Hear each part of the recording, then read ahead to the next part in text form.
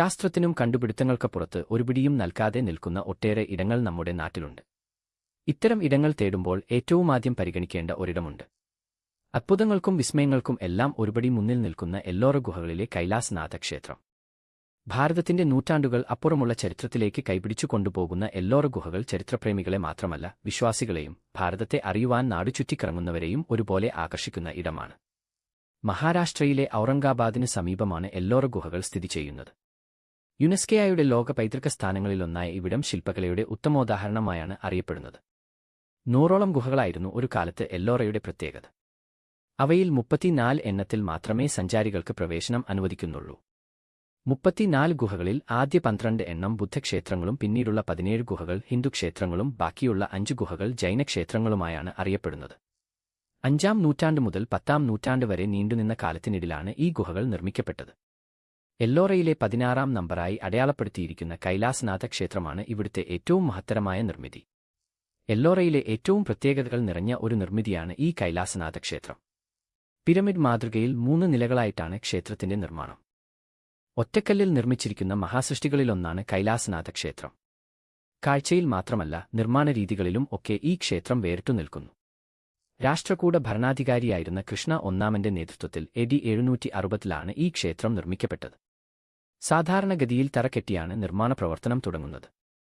എന്നാൽ ഈ ക്ഷേത്രത്തിന്റെ നിർമ്മാണം തുടങ്ങിയത് ഏറ്റവും മുകളിലുള്ള ശിക്കാര ഭാഗം നിർമ്മിച്ചുകൊണ്ടായിരുന്നു. അതിനു പിന്നിൽ ഒരു കഥയുണ്ട്. ഒരിക്കൽ ഈ പ്രദേശത്തെ ഒരു രാജാവ് അപൂർവമായ ഒരസുഖം പിടിച്ച് കിടപ്പിലായത്രേ.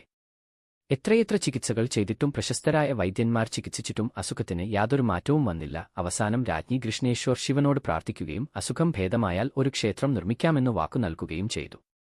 ഒപ്പം ക്ഷേത്രത്തിന്റെ മുകൾ ഭാഗം കാണുന്ന നാൾ വരെ താൻ ഉപവാസം സ്വീകരിക്കുമെന്നും വാക്കും നൽകി. പ്രാർത്ഥനയുടെ ഫലമായി രാജാവിന്റെ അസുഖം ഭേദമായി. വാക്കു പാലിക്കുന്നതിനായി ക്ഷേത്ര നിർമ്മാണം ആരംഭിച്ചു.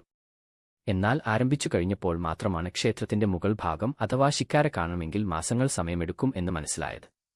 അതിനാൽ മുകൾ ഭാഗം ആദ്യം കാണുന്നതിലേക്കായി മുകളിൽ നിന്ന് താഴേക്ക് പണി തുടങ്ങി. ദൈവങ്ങൾ അധിവസിക്കുന്നു എന്ന് വിശ്വസിക്കപ്പെടുന്ന കൈലാസ പർവ്വതത്തിന്റെ രൂപത്തിലാണ് ഈ ക്ഷേത്രം നിർമ്മിച്ചിരിക്കുന്നത്. ഇതിനെക്കുറിച്ച് സൂക്ഷ്മമായി പഠിച്ചവർ പറയുന്നത് ക്ഷേത്രം കല്ലിൽ കൊത്തിയെടുത്തപ്പോൾ തന്നെ വെള്ള നിറം കൊണ്ട് ക്ഷേത്രം മുഴുവനും പൂശിയെന്നാണ്. കൈലാസ് പർവ്വതത്തെപ്പോലെ തോന്നിപ്പിക്കാനായിരുന്നു ഇതെന്നാണ് വിദഗ്ധർ പറയുന്നത്. ലോകത്തെ ഏറ്റവും പഴക്കം ചെന്ന കല്ലിൽ കൊത്തിയിരിക്കുന്ന ക്ഷേത്രവും ഇത് തന്നെയാണ്. ഈ ക്ഷേത്ര നിർമ്മാണം നടന്നപ്പോൾ ഏകദേശം 400 ടണ്ണിലധികം കല്ലുകളാണ് ഇവിടെ നിന്നും മാറ്റിയത്. എന്നാൽ ഇന്നും ശാസ്ത്രത്തിനു പോലും അത്ഭുതമാണ് എങ്ങനെയാണ് ഇത്രയും കല്ലുകൾ ഇവിടെ നിന്നും മാറ്റിയതെന്ന്. ഇന്നു കാണുന്ന രീതിയിൽ ക്ഷേത്രത്തിന്റെ പണി പൂർത്തീകരിക്കുവാൻ 150-ൽ വർഷങ്ങൾ വേണ്ടിവന്നിരിക്കാം എന്നാണ് കണക്കുകളും പഠനങ്ങളും പറയുന്നത്. 7000-ലധികം പണിക്കാർ ഇതിന്റെ നിർമ്മാണ പ്രവർത്തനങ്ങളിൽ ഏർപ്പെട്ടിരുന്നതായും പറയപ്പെടുന്നു. തുടർച്ചയായി 16 മണിക്കൂർ സമയം വരെ പണിക്കാർ ഇത് പൂർത്തിയാക്കുവാനായി ജോലിയെടുത്തിരുന്നു. ഇത്രയൊക്കെയാണെങ്കിലും പലരും വിശ്വസിച്ചിരിക്കുന്നത് ഇത് മനുഷ്യനിർമ്മിതമല്ല എന്നു തന്നെയാണ്. ആയിരക്കണക്കിന് വർഷങ്ങൾക്കു മുൻപ് യാതൊരു സാങ്കേതിക വിദ്യയും കൂടെയില്ലാതിരുന്ന കാലത്ത് മനുഷ്യർക്ക് ഇങ്ങനെയൊരു നിർമ്മാണം അസാധ്യമായിരുന്നു എന്നു തന്നെയാണ്. ബഹിരാകാശ ജീവികളോ അല്ലെങ്കിൽ അന്യഗ്രഹത്തിൽ നിന്നുള്ളവരോ ആയിരിക്കാം ഇത് നിർമ്മിച്ചത് എന്നാണ് മറ്റൊരു വിശ്വാസം. എന്തൊക്കെയാണെങ്കിലും ഇത് എല്ലാവരും കാണേണ്ട ഒന്ന് തന്നെയാണ്. കൈലാസനാഥ ക്ഷേത്രവുമായി ബന്ധപ്പെട്ട വീഡിയോ എത്രയൊക്കെ കണ്ടാലും നേരിട്ട് നമ്മുടെ നേത്രങ്ങളാൽ കാണുമ്പോഴുള്ള അനുഭൂതി പറഞ്ഞറിയിക്കാൻ പറ്റില്ല.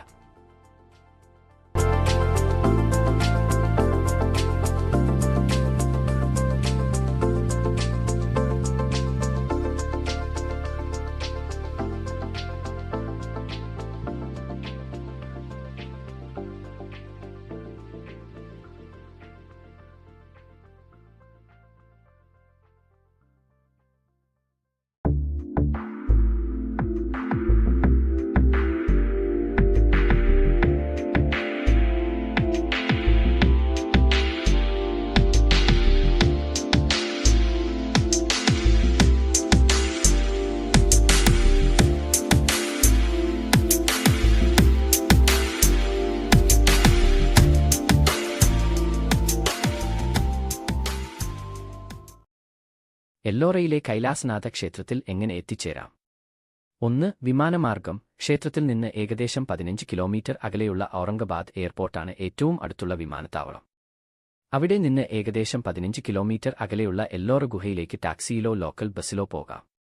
2. ട്രെയിൻ മാർഗം. ഏറ്റവും അടുത്തുള്ള റെയിൽവേ സ്റ്റേഷൻ ഔറംഗാബാദ് റെയിൽവേ സ്റ്റേഷനാണ്. ക്ഷേത്രത്തിൽ നിന്ന് ഏകദേശം 30 കിലോമീറ്റർ അകലെ.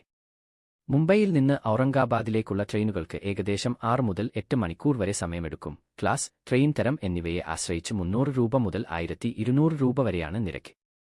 ഔറംഗാബാദിൽ എത്തിയ ശേഷം ക്ഷേത്രത്തിൽ എത്താൻ നിങ്ങൾക്ക് ഒരു ടാക്സി അല്ലെങ്കിൽ ബസ് പിടിക്കാം. 3. റോഡ് മാർഗം. ഔറംഗാബാദ് മഹാരാഷ്ട്രയിലെയും ഇന്ത്യയിലെയും പ്രധാന നഗരങ്ങളുമായി റോഡ് മാർഗം നന്നായി ബന്ധപ്പെട്ടിരിക്കുന്നു. ഔറംഗാബാദിൽ എത്താൻ നിങ്ങൾക്ക് വാഹനമോടിക്കുകയോ ബസിൽ പോകുകയോ ചെയ്യാം. തുടർന്ന് എല്ലോറ ഗുഹകളിലേക്ക് ടാക്സിയിലോ ബസിലോ പോകാം.